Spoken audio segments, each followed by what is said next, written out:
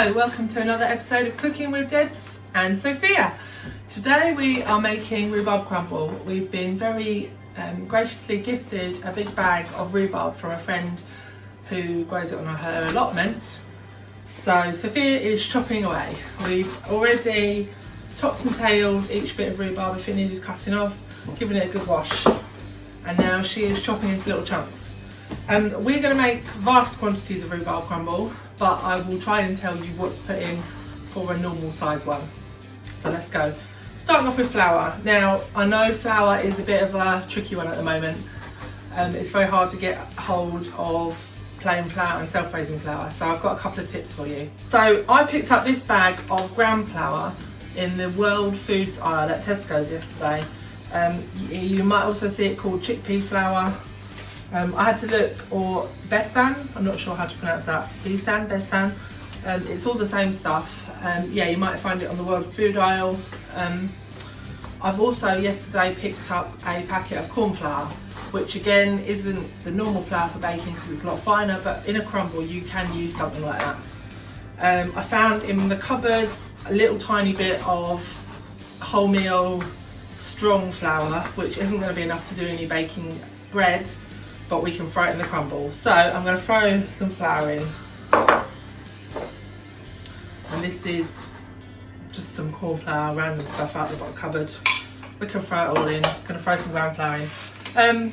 Right, my mum said, because I always eyeball it, and I had to message my mum and say, okay, how much, like, I know you measure your crumble, what do you put in? And she said she would normally put in about 8 tablespoons of flour, and then about 4 ounces of fat, so butter or margarine, and then she adds about 4 tablespoons of sugar.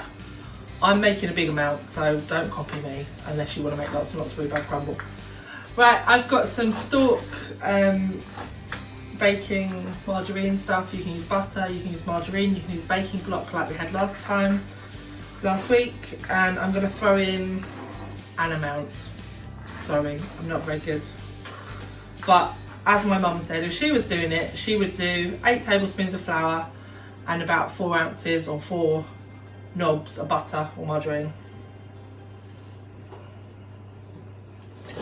Now, this is the point that traditionally you would put your fingers in and get rubbing.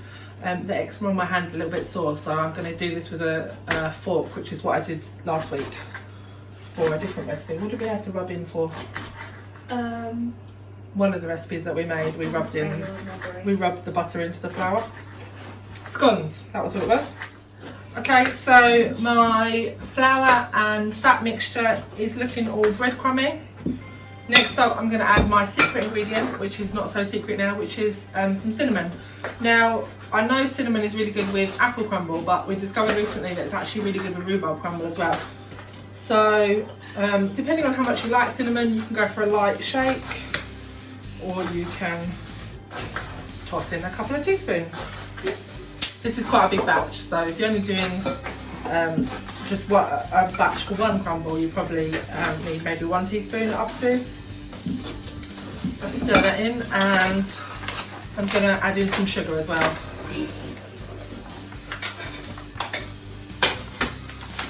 Again, you may want to measure, you can eyeball it, it's up to you. I've got my little minions working away cutting up rhubarb for us. When they finish cutting, I will add a little bit of water just to cover the bottom of the bowl that it's in. We'll add a bit of water in the bottom of the bowl to cover just cover the bottom of the bowl, not like a huge amount, but just enough to wet the bottom. And then we'll pour the crumble mixture on and pat it down, and then we'll cook it in the oven. I'm going to put it in probably about gas mark 4 or 5, 180 to 200 degrees centigrade, and depending on the size of your dish, it will depend how long it takes, so just keep an eye on it.